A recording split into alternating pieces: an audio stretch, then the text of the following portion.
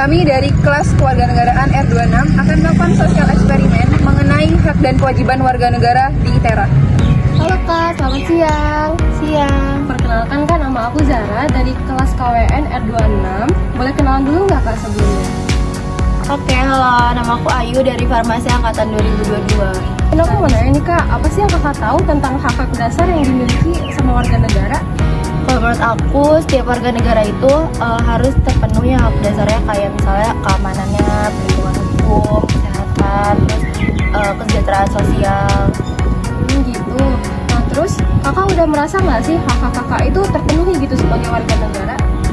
Kalau buat aku sendiri sih udah, cuman kalau misalnya lihat ke masyarakat luas, kayaknya masih belum ya. Apalagi dilihat dari adanya ketimpangan ekonomi dan kesejahteraan sosial itu masih banyak banget.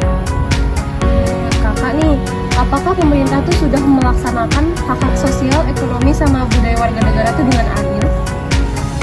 Untuk sebagian yang ditetapkan sih udah, cuman mungkin ada beberapa yang masih dalam proses dan dalam pengembangan aja, jadi belum semuanya.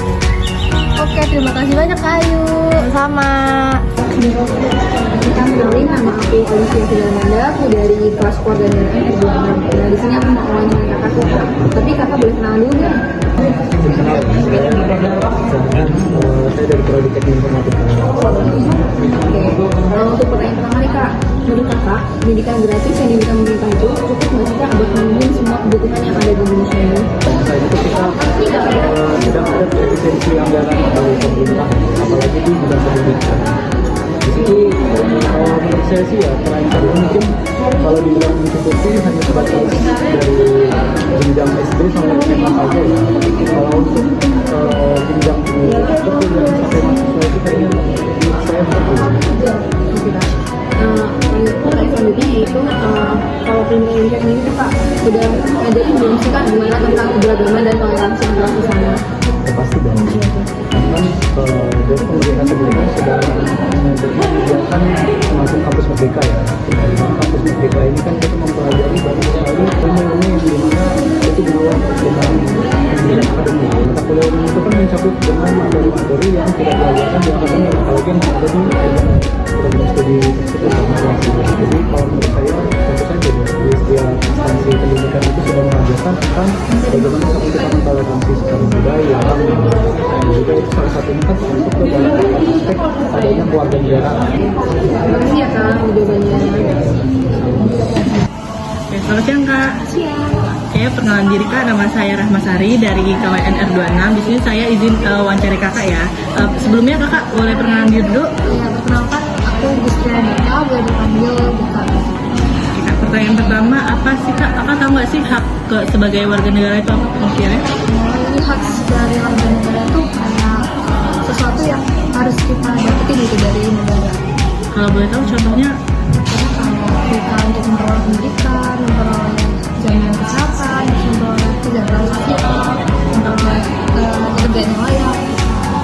Kalau kewajiban sebagai warga negara itu apa? Kewajiban tuh suatu hal yang harus kita lakukan kepada negara setelah hak kita sebagai warga negara itu kita tahu. Jadi kita harus menjalankan kewajiban itu. Kalau contohnya Kak? Contohnya kayak kewajiban membayar pajak, terus kewajiban mematuhi hukum.